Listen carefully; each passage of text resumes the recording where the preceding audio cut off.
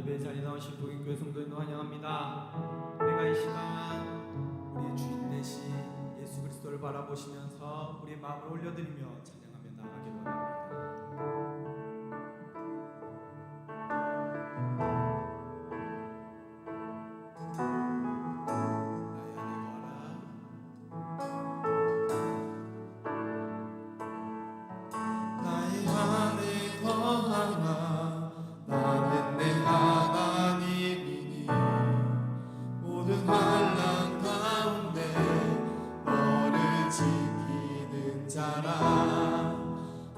두려워하지 말라. 내가 널 도와주리니 놀라지 말라. 내 손 잡아주리라. 나의 안에 거하라. 나는 나의 하나님이니 모든 환난 가운데 너를 지키는 자라.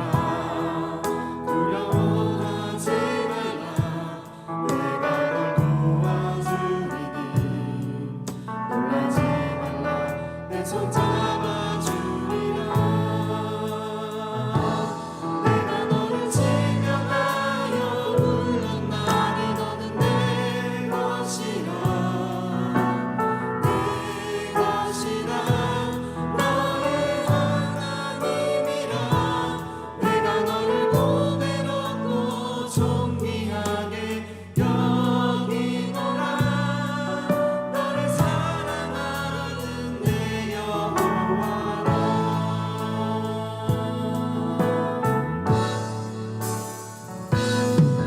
나의 안에 거하라.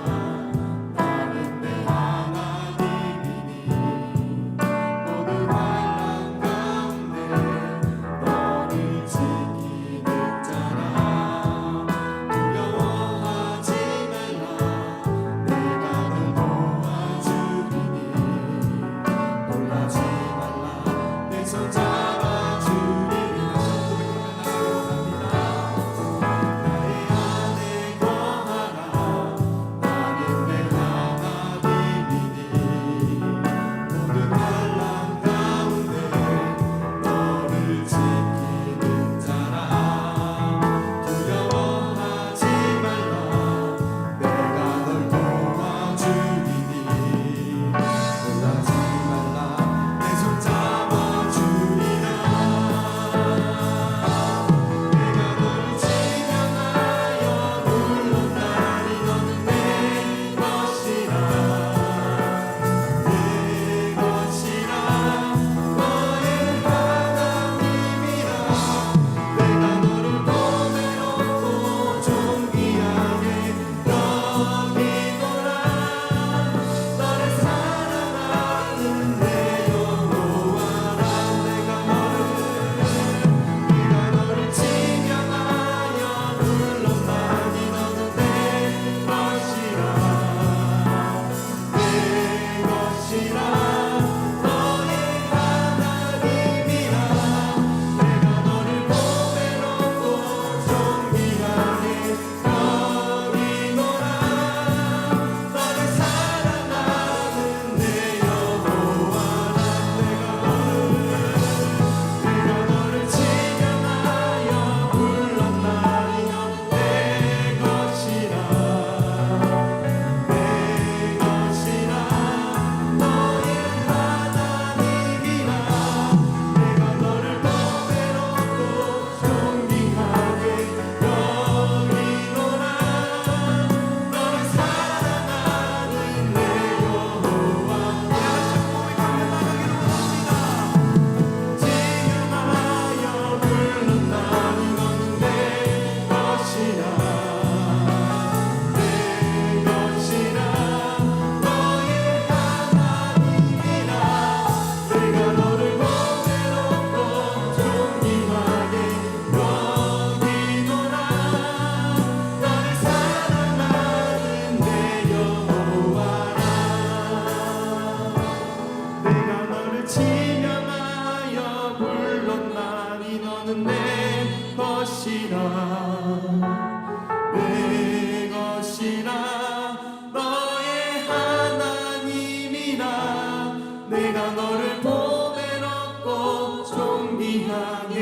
여기노라 너를 사랑하는 내 여호와라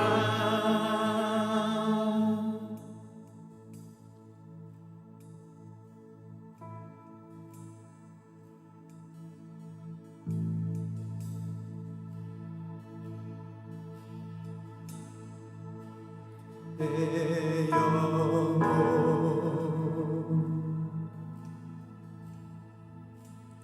평안해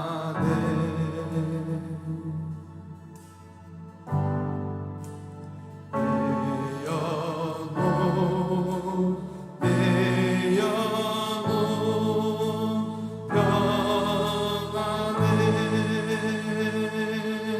평안해 내 영혼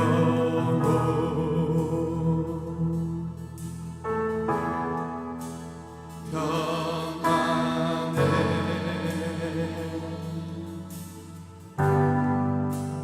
내 영혼 내 영혼 평안해 내 영혼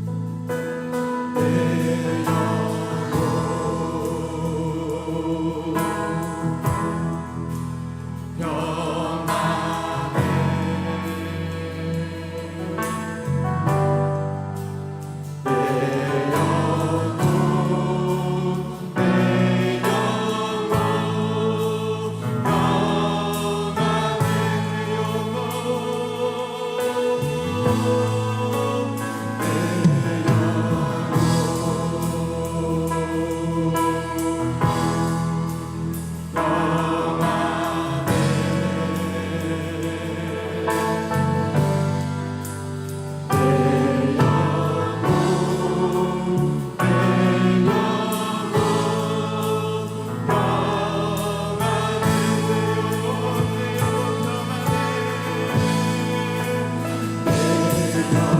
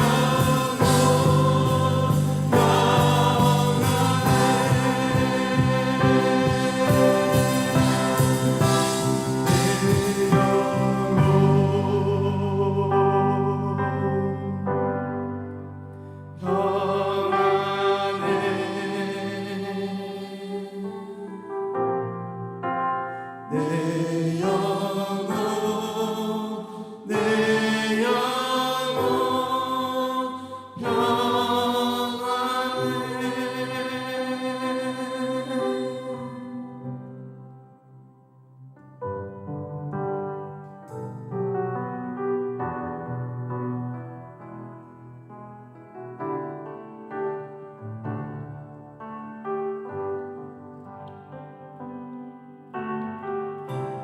십자가를 참으신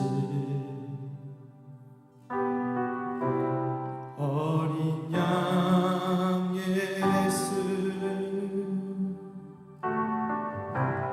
내 죄 씻어 주시고 구속하셨네.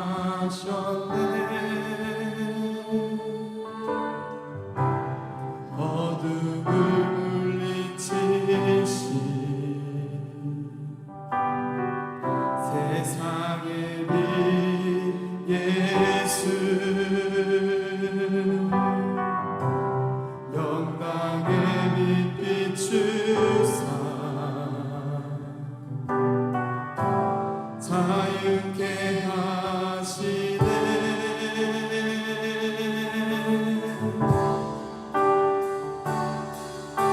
예수 하나님의 완전한 사랑, 예수 하나님의 값없는 은혜, 예수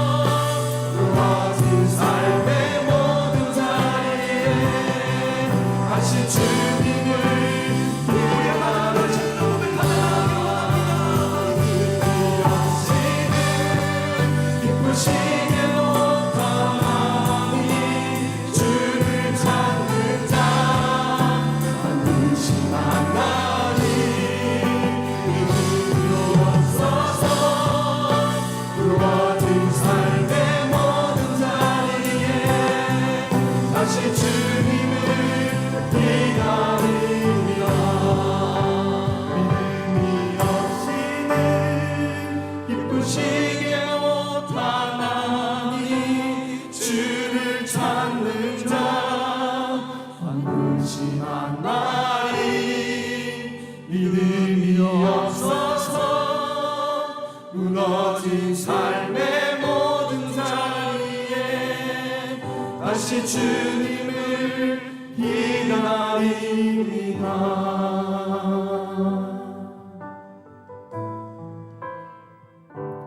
우리가 주님을 바라보시면서 더 깊은 예배 가운데로 나가기를 원합니다.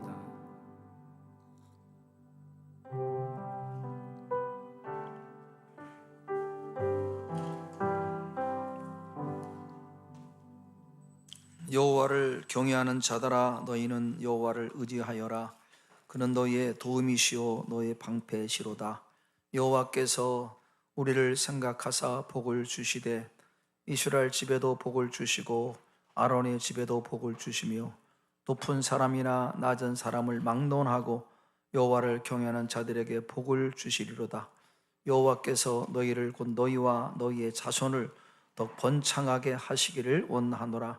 너희는 천지를 지으신 여호와께 복을 받는 자로다. 아멘. 하나님은 영이시니 예배하는 자가 영과 진리로 예배할지어다. 아멘. 사도신경 우리의 신앙을 함께 고백하겠습니다. 나는 전능하신 아버지 하나님 천지의 창조주를 믿습니다. 나는 그의 유일하신 아들 우리 주 예수 그리스도를 믿습니다. 그는 성령으로 잉태되어 동정녀 마리아에게서 나시고 본디오 빌라도에게 고난을 받아 십자가에 못 박혀 죽으시고 장사된 지 사흘 만에 죽은 자 가운데서 다시 살아나셨으며 하늘에 오르시어 전능하신 아버지 하나님 우편에 앉아 계시다가 거기로부터 살아있는 자와 죽은 자를 심판하러 오십니다. 나는 성령을 믿으며 거룩한 공교회와 성도의 교제와 죄를 용서받는 것과 몸의 부활과 영생을 믿습니다. 아멘. 찬송가 9장 함께 찬양하겠습니다.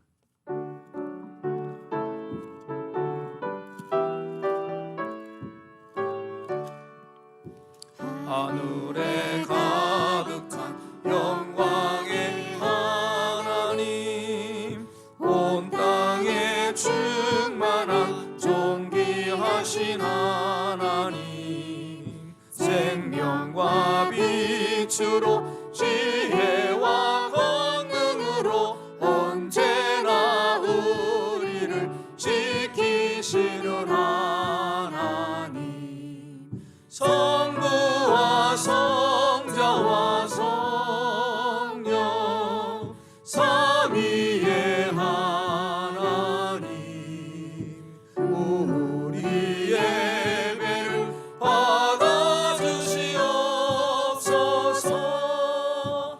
사랑이 넘치는 자비하신 하나님 은혜가 풍성한 구원의 하나님 자매의 심령에 평안을 주시옵고 죄악과 허물을 용서하여 주소서. 찬송과 영광과 생명 구원의 하나님 우리 예배를 받아주시옵소서. 연약한 심령을 굳게 세워주시고 우둔한 마음을 지혜롭게 하시고 주의 뜻 받들어 참되게 살아가며 주 말씀 따라서 용감하게 하소서. 권능과 지혜와 사랑 은혜의 하나님 우리 예배를 받아주시옵소서. 주 앞에 나올 때 우리 맘 기쁘고 그 말씀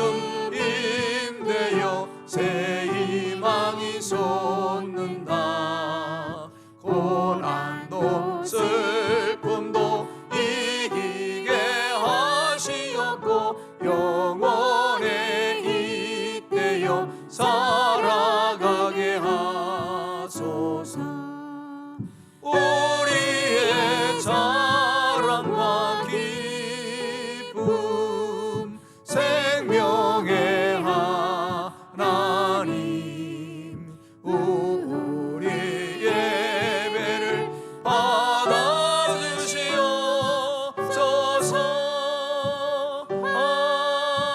아멘. 함께 기도할 때 우리를 위해서, 예배를 위해서 오성무 장로님께서 우리를 대표해서 기도해 주시겠습니다.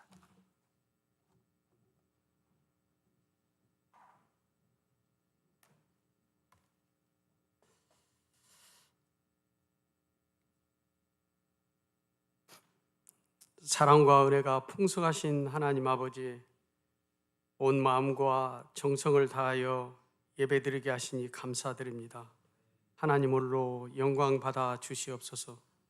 사순절 기간 주님의 은혜와 말씀에 집중하며 십자가의 사랑과 은혜로 충만하게 하시고 날마다 하나님과 동행하게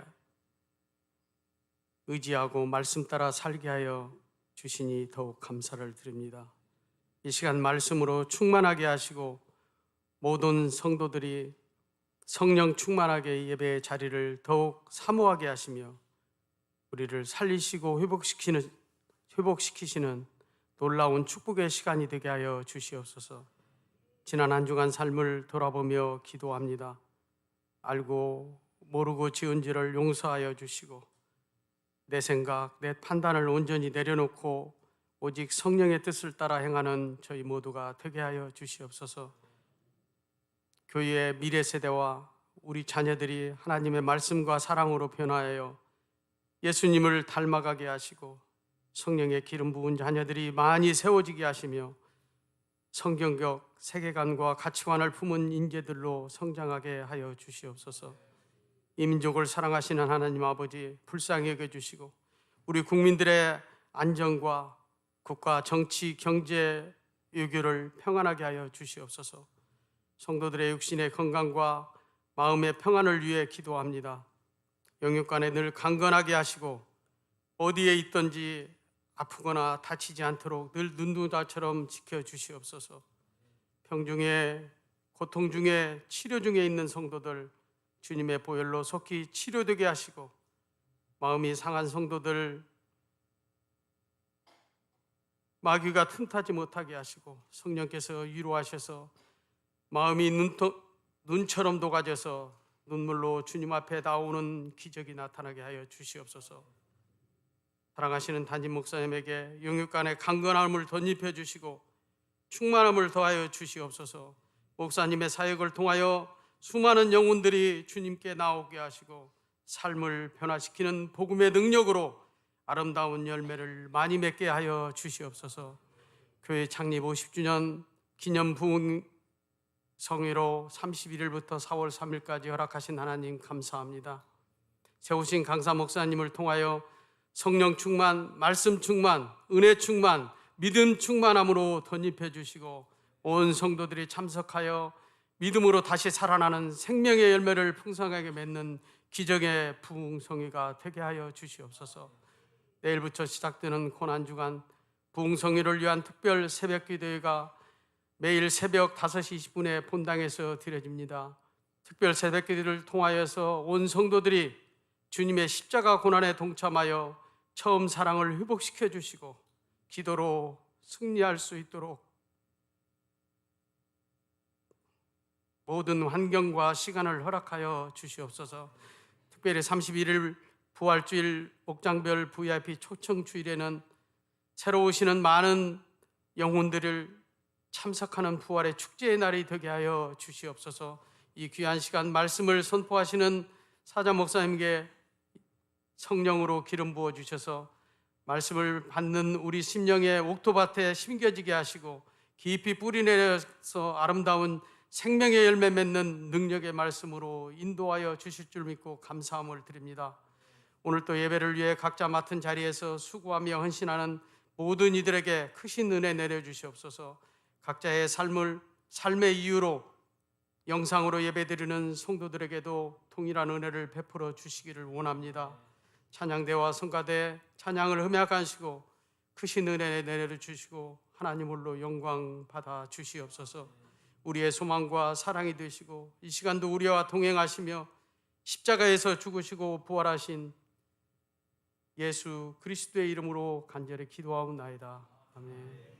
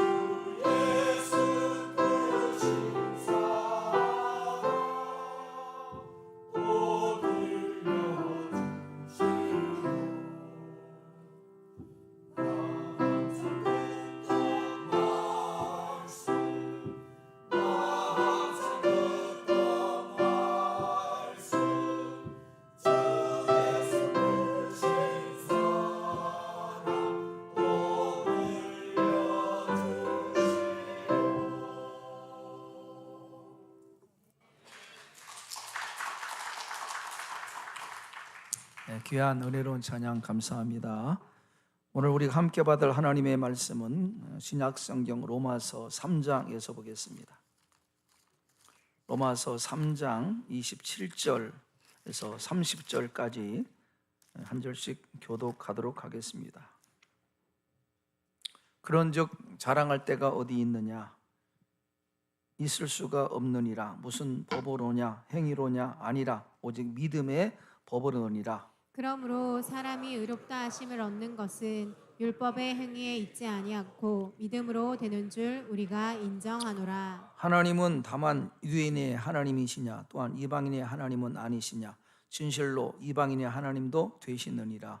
할례자도 믿음으로 말미암아 또한 무할례자도 믿음으로 말미암아 의롭다 하실 하나님은 한 분이시니라. 함께 묵독합니다. 그런즉 그런즉 우리가 믿음으로 말미암아 율법을 파기하느냐 그럴 수 없느니라. 도리어 율법을 굳게 세우느니라. 아멘. 할렐루야. 잘 나오셨습니다. 한번 차오로 인사하겠습니다. 잘 나오셨습니다. 샬롬, 반갑습니다. 네. 부활의 계절은 참 좋은 계절입니다. 여러분, 이 부활의 계절에 여러분의 마음도 영도 새롭게 소생하는 은혜가 있기를 축복합니다. 지난 22일 금요일 날 러시아 수도 모스크바 외곽 대형 공연장에서 공연을 기다리던 관객들을 향해서 무차별 총격을 가해서 많은 사람이 사망했고 부상자가 발생했습니다. 어제까지 약 140명이 사망했다라고 하는 뉴스를 봤습니다. 끔찍한 사건이죠. 그런가 하면은 얼마 전에 우리나라 유명한 대형 로펌 변호사 출신이고 미국 변호사인 한 남편이 아내를 둔기로 치고 그리고 목졸라 살해한 사건이 발생했습니다. 참 충격적인 사건입니다. 그런데 그 가해자의 부친이 검사 출신이고 우리나라 국회 다선 출신이다라고 하는 그런 기사를 봤습니다.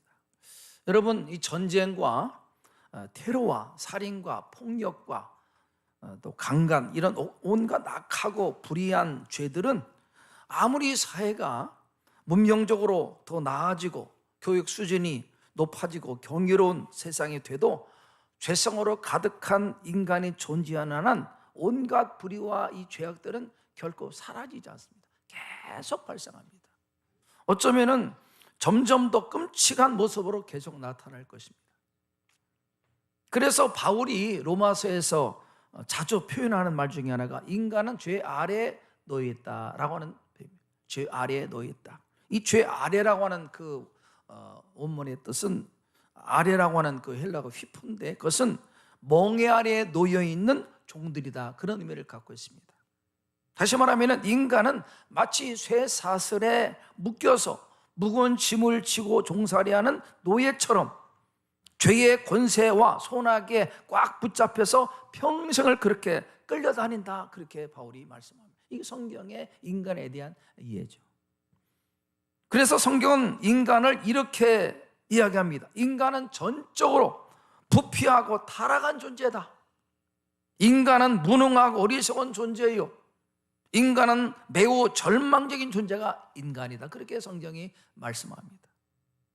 여러분, 그렇습니다. 현대 사회를 보면은 얼마나 이 문명의 발전이 정말 빠른지, 경이로운 과학의 진보로 생각들이 이루어진다는 4차원 혁명이 현실적으로 우리 삶에 가까이 다가왔습니다. 얼마나 빠른지 몰라요.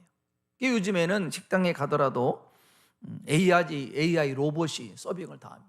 웬만한 식당 그렇게 하는 것 같아요. 야구 시합에도 로봇 심판이 등장했고 또 법조계도 앞으로는 AI 로봇이 판결을 할 것이다. 모든 역사 지난날의 모든 그 판결을 다 종합해서 내리기 때문에 더 정확하다는 거죠. 감정이 없이 하니까. 방송에도 아나운서가 AI 로봇이 등장하고 있고 의료계도 로봇 의사가 등장하고 아마 주일 강단에 설교자도 로봇이 등장할 날이 있지 않을까 생각합니다. 그렇게 세상은 얼마나 빠른지 몰라요. 2025년부터 드론 택시가 서울 하늘을 날아다닐 것이다. 그렇게 발표했습니다.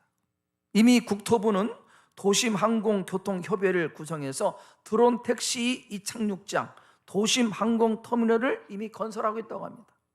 그런가 하면은 서울에서 부산까지 20분 만에 주파하는 꿈의 열차 초고속 하이퍼루프를 이미 여러 나라가 개발해서 시험 운행 중에 있고 우리나라도 이 개발에 참여했다고 합니다. 서울에서 부산까지 20분 만에 또 20분 만에. 아침 먹고 서울 가서 먹고 또 오고, 그런 시대가 온다는 거죠.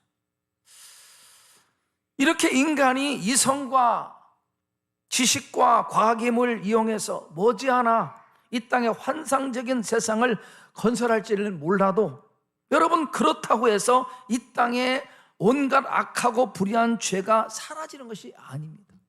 어쩌면은 오히려 더 교묘하고 지능적인 그런 죄들이 이 땅에 가득할 것입니다. AI 인공지능 로봇을 이용한 죄가 범람할 것입니다. 로봇은 감정이 없습니다. 감정이 없는 로봇이 죄를 범한다면 얼마나 끔찍하겠습니까?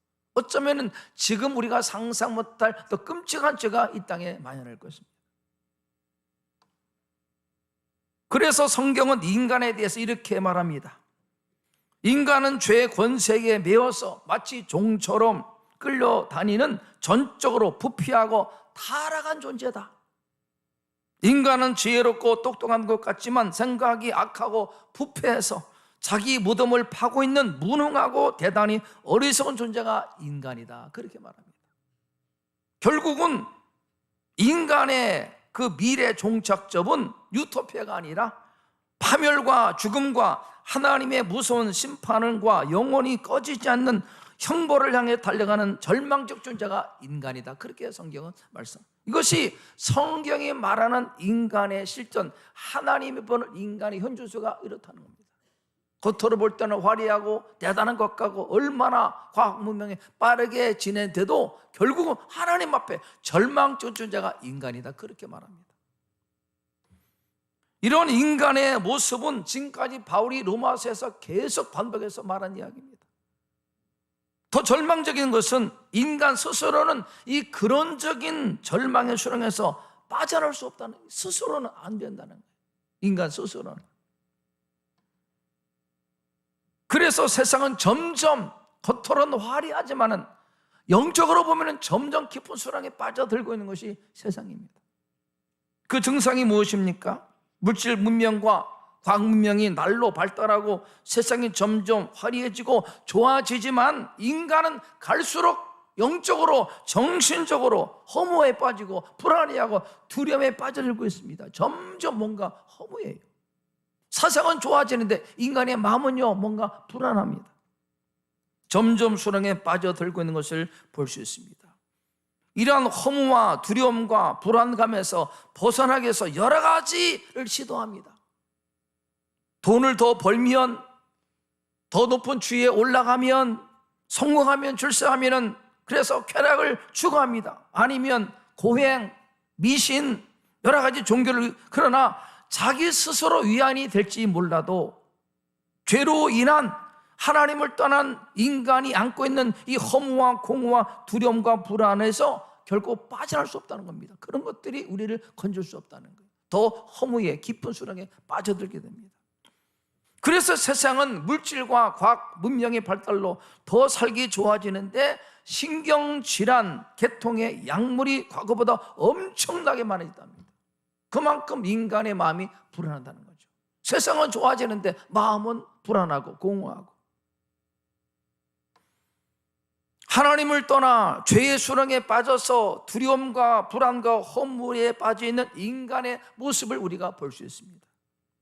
그래서 바울의 결론은 하나님을 떠난 인간, 이 절망 가운데 벗어나기 위한 인간의 모든 수고, 노력은, 즉 율법 행위로는 이 수렁에서 벗어날 수 없다라고 하는 것이 바울의 결론입니다. 안 된다는 겁니다. 그렇습니다. 쾌락이, 세상의 정치가, 과학이, 물질 문명이, 지위가, 명성이 우리를 이 수렁에서 건질 수가 있습니까? 안 됩니다. 안 됩니다. 그럴수록 허무에 빠지는 겁니다. 그렇다면은 인간에게 희망이 없는가? 한 가지 희망은 하나님께서 인간을 이 땅의 절망의 수렁에서 건져 주시기 위해서 살 길을 열어놓으셨으면, 그것이 복음이고 그것이 예수 그리스도 기쁜 소식입니다. 한 가지 길이 있습니다. 그래서 히브리서 10장 20절에 이렇게 성경은 말씀합니다. 히브리서 10장 10절 말씀을 한번 읽어보겠습니다.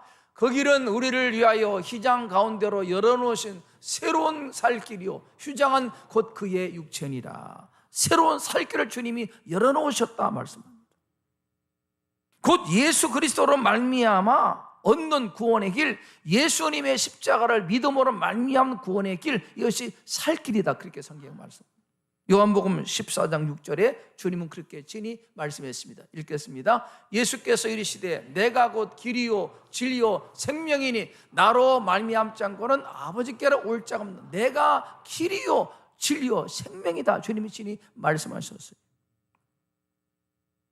하나님께서 마련하신 유일한 구원의 길이 바로 예수 그리스도를 통한 구원의 길. 지난주 하나님께서 열어놓으신 예수 그리스도 십자가를 통한 구원의 길, 세 단어로 우리가 들었습니다.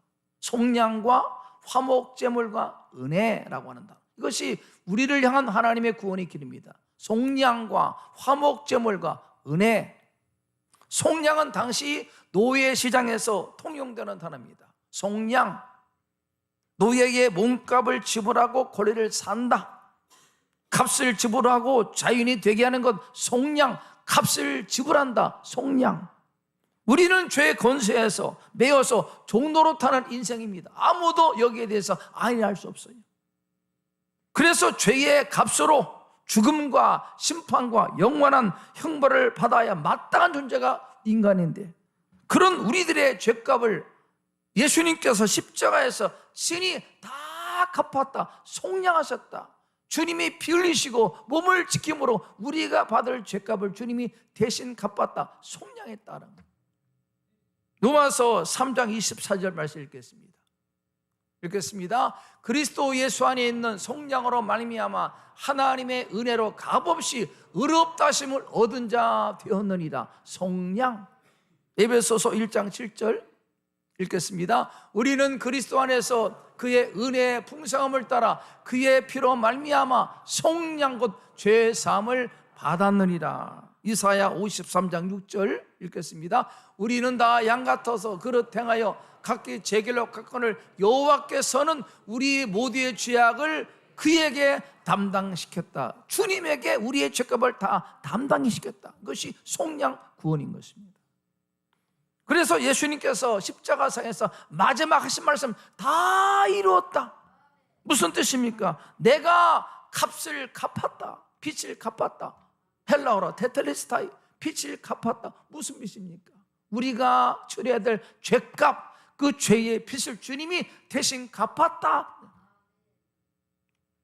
우리의 모든 저주와 심판과 형벌의 값을 내가 다 지불했다, 갚았다 뜻입니다. 다 이뤘다 뜻입니다. 이것이 바로 속량이고 구원인 것입니다. 그래서 우리를 용서받은 죄인이다. 용서받은 죄인. 내가 그 죄를 위해서 무엇을 해서 용서받는 것이 아니라 나의 죄를 주님이 십자가에서 대신 갚았기 때문에 죄인이지만 용서받은 죄인이다. 용서받은 죄인. 그런 뜻입니다. 두 번째, 이 구원의 특성을 화목제물로 말씀, 화목제물.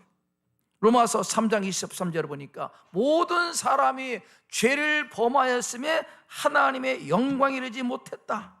그렇습니다. 죄는 하나님과의 단절을 가져. 단절.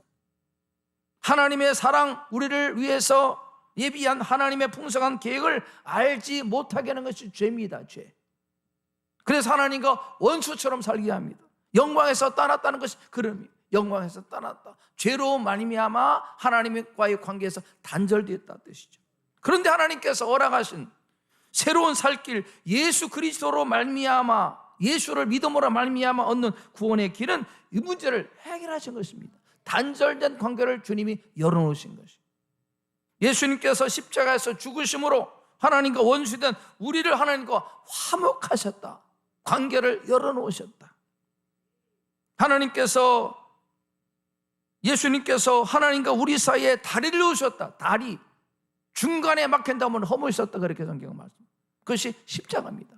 에베소에서는 원수된 것 곧 중간에 막힌 담을 자기 육체로 허무셨다. 예수님의 십자가 대속으로 담을 허무셨다. 그렇게 말합니다. 그것이 화목이요, 화목.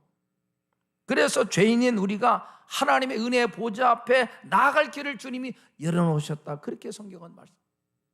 막힌 담을 허무신 예수 그리스도의 십자가 대속, 화목제물 되셨다는 겁니다. 세 번째가 은혜입니다. 은혜. 우리의 삶, 우리의 모습으로는 하나님의 사랑을 받을 수 없습니다. 죄인이다. 이렇게 하나님의 은혜를, 복을 받을 수 없는, 자격이 없는 죄인인데, 아무 공로 없는 죄인인데 하나님이 우리를 사랑하셔서, 일방적으로 사랑하셔서 우리들에게 죄사함을 주시고 구원해 주시고 은혜를 주셨다. 이것이 값없는 은혜라는 은혜. 우리의 공로가 아니라 하나님의 은혜, 전적인 하나님의 은혜. 은혜라고 하는 것은 받을 자격 없는 자기에 베풀어준 하나님의 호의, 사랑의 은혜입니다. 우리가 그런 은혜를 받은 것입니다. 자격이 없는데, 아무런 공로 없는데 우리에게 사랑을 하나님께서 베푸셨다는 것입니다. 그래서 바울이 말씀합니다. 우리의 구원은 우리의 행위 공로가 아니라 전적인 하나님의 은혜의 선물이다. 이렇게 바울이 말씀합니다. 이렇게 속량을 통해서 화목제물 되심으로 은혜로 우리가 다 구원을 받은 것입니다. 그런데 중요한 것은 이 구원의 은혜를 어떤 사람이 받는가, 어떻게 받는가. 이 하나님께서 예비하신 놀라운 구원의 은혜 누가 받는가, 누가. 아마 좀 나이가 드신 분들은 아실 겁니다. 70년대 유행했던 유명했던 가수 중에 이종용이라고 하는 가수가 있습니다. 이종용. 지금은 목사님이 되셨는데, 너 또 바보처럼 살았군요 라고 하는 그런 노래를 불러서 인기를 끌었던 인기 정상의 가수입니다. 엄청난 인기를 끌었죠. 그래서 대단히 기고만장했다고 합니다. 그러다가 대마초 사건으로 감옥에 수감됩니다. 감옥에 수감된 3개월 수감 중에 수감되어 있던 동료 사형수로부터 전도를 받습니다. 전도를 받아요. 그 사형수가 예수 믿고 변화된 사람인데, 자기가 받은 은혜를 이종용 씨에게 전했습니다. 복음을 전한 거예요. 예수님에 대한 이야기, 죄 사함에 대한 이야기, 인간의 죄인됨을, 하나님의 사랑을 이야기한 것입니다. 이종용 씨는 대마초 사건으로 수감되었지만 자기가 그렇게 나쁜 죄인인 줄 몰랐다는 겁니다. 내가 무슨 그렇게 나쁜 죄인인가? 나는 남에게 그렇게 피해를 준 사람이 아니다. 나름대로 착한 사람이다, 그렇게 생각했다. 근데 그 사형수로부터 들은 복음, 예수 이야기를 통해서 자기가 얼마나 악한 죄인인가를 깨달았다는, 내가 죄인이었구나.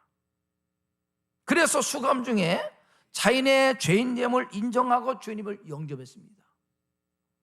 그러다가 출감 후에 은혜를 받고 미국에 건너가서 신학해서 목회자가 됐어요. 미국 LA에 교회를 개척하고 있습니다. 여러분, 이 아이가 우리에게 주는 교훈이 무엇입니까? 자신이 의롭다, 죄인이 아니라고 주장하는 한 십자가의 은혜, 구원의 길에서 멀어진다는 것입니다. 하나님의 말씀을 통해 나는 연약한 죄인입니다, 절망적 인간입니다 라고 인정하고 시인하고 십자가를 붙들을 때 은혜가 임하는 것이지, 내가 뭐 잘못했어, 내가 뭐 죄인이야 라고 자기 의로움을 강조하는 한 구원의 은혜가 임하지 않는다는 거죠. 그러나 하나님의 말씀에 비춰진 자신의 모습을 통해서 하나님 앞에 나는 죄인입니다, 절망적 인생을 깨닫고 십자가를 의지할 때 하나님의 구원의 은혜가 우리에게 임한다는 사실입니다. 오늘 27절에 보니까 그런즉 자랑할 데가 어디 있느냐, 있을 수가 없느니라. 뭘 자랑합니까? 우리가 구원받은 것, 우리의 공로, 행위가 아니라 전적인 하나님의 은혜, 십자가 사랑, 주님의 대속 때문에 우리가 구원받았는데 우리가 뭘 자랑하느냐, 그런 얘기죠. 우리가 죄사함을 받고 구원받아 천국 백성된 이 놀라운 사건은 우리가 자랑할 것이 아무것도 없다는 겁니다. 이것은 두 가지가 의미가 있습니다. 우리의 행위의 노력, 율법을 지켜서 얻어든 것이 아니라 하나님이 열어놓으신 구원의 길은 예수님께서 십자가에서 친히 희생제물 되심으로 믿음으로 말미암아 받은 선물이다. 자랑할 수 없다는 겁니다. 감사할 뿐이지. 바울이 말합니다. 이 구원의 은혜는 차별이 없다. 차별. 유대인도 오직 믿음으로 말미암아 구원받고 이방인도 오직 믿음으로 말미암아 구원받는다. 차별이 없다. 구원을 받는데 차별이 없다면 자랑할 수가 있습니다. 차별이 있다면 많이 배워서, 많이 가져서, 똑똑해서, 내가 공부를 잘해서 세상 주의 때문에 구원을 받는다면요, 차별이 있지만 이 차별이 없다고 말씀합니다. 지난날 어떤 죄를 지었어도 십자가 앞에 나오기만 하면 하나님께서 그를 받아주시고 용서, 차별이 없다는 것입니다. 세상 지위와 명예와 명성과 학식에 관계없이 이 구원은 아무런 차별이 없다라고 말씀합니다. 그래서 어떤 인간도 이 하나님 앞에 자기의 공로를 자랑할 수 없다, 그렇게 말합니다. 자랑할 수 없다. 여러분, 만약에 구원이라고 하는 것이 시험을 봐서 합격한 사람만 구원받는다면 우리 중에 몇 사람이 구원받겠습니까? 내가 똑똑해서 잘나서 선행 때문에, 공로 때문에, 어떤 내 의 때문에 구원을 받는다면 우리 가운데 구원받을 자가 몇이 있겠습니까? 그러나 이 모든 것 하나님의 은혜고 차별이 없다. 배워도 가져도 이것이 아니라 온전히 하나님의 은혜로, 하나님의 사랑으로 구원을 받기 때문에 하나님 앞에 차별이 없다, 그렇게 바울이 말씀합니다. 아프리카 초원에 가면은 속과 포류에 속한 초식 동물 중에 임팔라라고 하는 그런 동물이 있답니다. 사슴과 비슷한 동물인데 특징이 나선 모양의 아주 독특한 긴 뿔을 가지고 있어서 수컷끼리 싸울 때는 이 뿔을 부딪히면서 격렬하게 싸운답니다. 얼마나 세게 부딪히는지 소리가 너무 커서 이 소리가 아프리카 초원에 멀리까지 들 정도로 격렬하게 싸운다는 거예요. 그런데 이 넓은 초원에서 이 임팔라가 서로 긴 뿔을 부딪히면서 격렬하게 싸우는 소리를 기다리는 존재가 있는데 사자랍니다. 사자는 임팔라들이 싸우는 소리가 들리면 임팔라를 잡아먹기 위해서 근처로 득달같이 달려간다는 거죠. 그런데 불행하게도 임팔라는 서로 싸우는데 정신이 팔려서 사자가 오는지도 모르다가 그만 사자에게 모이가 된다는 거죠. 싸우다가 정신없이. 여러분, 이 아이가 우리의 주는 교훈이 무엇입니까? 교회 공동체 안에, 가정 안에 임팔라처럼 서로 자기의 긴 뿔을 자랑하고 과시하고 자기 뿔이 더 낫다고 주장하고 싸우다가 원수 마귀에게, 사자에게 잡혀먹는 공동체 가정이 얼마나 많은지 몰라요. 내가 옳다는 겁니다, 내가 낫다는 겁니다, 자기를 주장하다가 서로 싸우다가 그만 무너지는 수가 많다는 거예요. 여러분, 기억할 것은 하나님의 은혜로 죄 사함받아 구원받은 우리들이 구원의 은혜를 잊어버리고 자기의, 자기 공로, 자기를 주장하게 되면 우는 사자처럼 삼킬 자를 두루 찾는 사자에게 잡아먹힌다는 사실을 기억하셔야 됩니다. 내 의가 아니라 하나님의 사랑인데, 하나님의 공로로 우리가 구원받아 자기를 주장하다가 원수에게 막히는 것입니다. 그래서 구원받은 사람은 더 겸손히 마음을 낮춰야 돼요. 겸손함으로, 감사함으로. 하나님의 은혜가 아니면 살 수 없습니다. 가난한 마음을 가지고 하나님의 은혜를 더 사모할 때 은혜가 더 부어지는 것이지, 고개를 쳐들고 내 의를 주장하면요 원수에게 잡아먹힌다는 거예요. 그렇습니다. 죄의 수렁에 깊이 빠져있던 절망적 존재인 우리가 하나님의 은혜와 사랑으로 예수를 믿음으로 말미암아 죄 사함 받고 구원받아 하나님의 자녀가 되었다면 어떻게 내 의를, 내 공로를 자랑할 수 있습니까? 더 겸손히 마음을 낮추고 다른 사람을 이해하고 용서하고 사랑하고 온유함으로, 그래서 가정을 세우고 공동체를 세워나가는 우리 모두가 되기를 축복합니다. 그럴 때 교회 공동체가 더 하나님 앞에 세워지는 거죠. 자기를 내세우고 앞세우고 의를 자랑하고 자기 주장을 따라 주장하면요 원수 마귀에게 공동체가 잡아먹히는 것입니다. 31절 율법의 행위로 구원받을 수 있다고 자랑하던 유대인들이 바울에게 항변합니다. 구원이 율법의 행위가 아니라 오직 구원자 예수를 믿음으로 말미암아 믿음으로 주어지는 것이라면 그러면 율법은 뭐냐? 더 이상 필요 없는 것이냐? 율법을 파괴란 말이냐? 그렇게 항변합니다. 여기에 대해서 바울이 그렇지 않다는 겁니다. 비록 우리가 행위가 아니라 율법을 지킴으로 구원받은 것이 아니고 믿음으로 말미암아 구원받았지만은 율법은, 말씀은 여전히 우리에게 중요하다, 필요하다라는, 필요 없는 것이 아니라는 겁니다. 어떤 사람은 믿음으로 구원받았으니까 율법은 필요 없다, 율법 파기론자 아닙니다. 율법은 여전히 우리에게 중요한 것이고 필요한, 왜 필요한가? 율법은 예수 그리스도를 믿음으로 말미암아 구원받은 사람들을 통해서 도리어 굳게 세워진다, 지켜진다, 완성된다, 그렇게 바울이 말씀합니다. 이 말은 믿음과 율법은 서로 반대적인 것이 아니다. 믿음으로 말미암아 구원받았으니까 율법은 필요 없다, 그렇지 않다는 겁니다. 도리어 율법은 믿음으로 구원받은 사람들을 통해서 더 견고하게 세워진다, 그렇게 바울이 말합니다. 무슨 말입니까? 구원은 율법 행위로 얻어지는 것이 아니 오직 구원자 예수를 믿음으로 말미암아 주어진 하나님의 선물. 그러나 하나님의 은혜로 구원받은 성도들은 구원받은 감사의 마음, 하나님을 사랑하는 마음으로 하나님의 뜻이 담겨 있고, 구원받은 성도들이 이 세상에서 어떻게 살아야 되는가, 죄가 무엇인지, 뭐가 하나님의 뜻인지를 담겨 있는 그 하나님의 말씀을 지키고, 하늘 기준이 담겨 있는 그 말씀을 더욱더 가까이 하고 순종하는 삶을 살아야 된다는 것을 말합니다. 말씀이 필요 없는 것이 아니라 말씀은 여전히 우리에게 너무 중요하다는 거죠. 그래서 하나님은 하나님의 말씀을 가까이 하고 말씀을 사랑하고 그 말씀을 순종하는 자에게 하나님께서 복을 주시는 것입니다. 말씀은 여전히 우리에게 너무 중요합니다. 그래서 바울이 말하기를 하나님의 말씀 율법은 구원받은 자에게 필요 없는 것이 아니라 여전히 필요하다. 말씀을 지키고 말씀 안에 거하고 그 말씀을 통해 악이 무엇인지 선이 무엇인지 주님의 뜻이 무엇인가 분별하고 그 말씀을 따라 살아갈 때 주님이 그 사람의 은혜를 주시고 복을 주신다, 그렇게 말합니다. 말씀은 여전히 우리에게 중요하다. 오히려 믿는 구원받은 사람을 통해 말씀이 더 굳게 세워지는 것이다, 그렇게 말씀하고 있습니다. 오늘 말씀의 제목은 우리의 자랑 예수 십자가입니다. 따라서 합니다. 우리의 자랑 예수 십자가. 많은 사람이 나름대로 자기를 자랑합니다.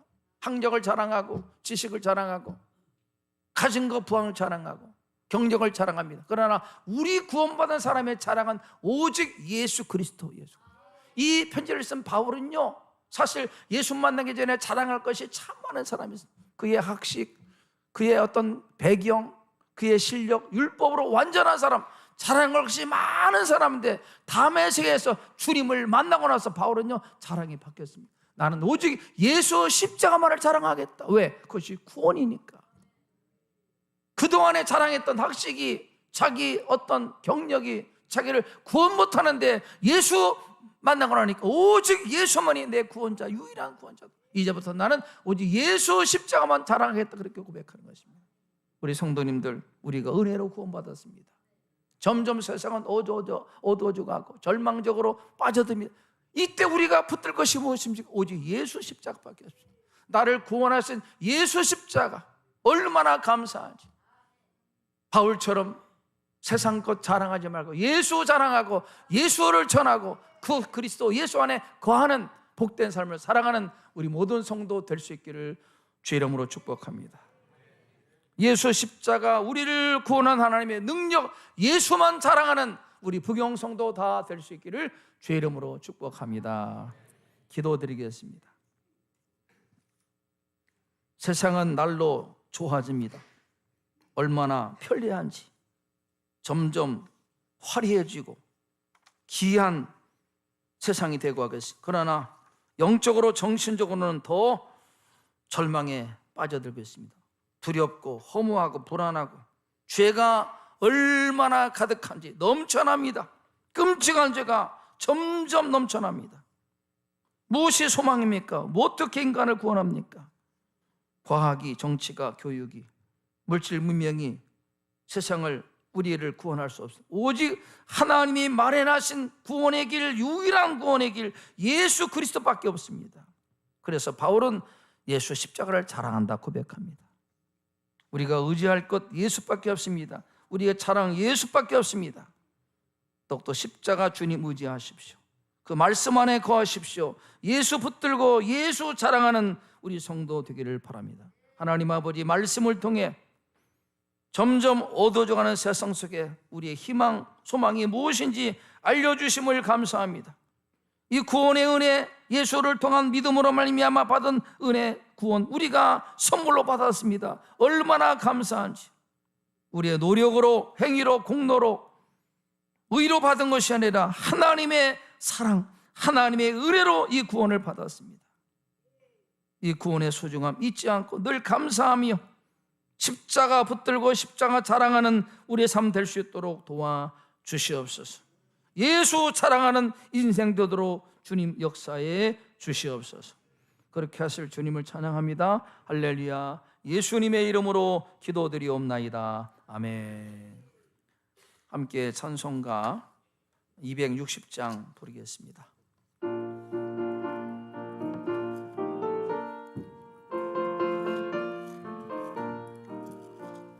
우리를 죄에서 구하시려 주 예수 십자가 지셨으니 기쁘게 부르세 할렐루야. 나 구원 얻었네. 찬송하세 찬송하세 주님 나를 구하셨네. 찬송하세 찬송하세 주님 구원하셨네. 우리를 주께서 구했으니 이전에 행하던 악한 일과 주하고 더러운 모든 죄를 온전히 버렸네. 찬송하세 찬송하세 주가 나를 구하셨네. 찬송하세 찬송하세 주가 구원하셨네. 나 지금 죄에서 사함받아 거룩한 백성이 되었으니 이 육신 장막을 벗을 때도 겁날 것 없겠네. 찬송하세 찬송하세 주님 나를 구하셨네. 찬송하세 찬송하세 주가 구원하셨네. 우리가 이 세상 떠날 때에 예수의 손목을 굳게 잡고 영원히 즐거운 천국에서 주와 함께 살겠네. 찬송하세 찬송하세 주님 나를 구하셨네. 찬송하세 찬송하세 주가 구원하셨네.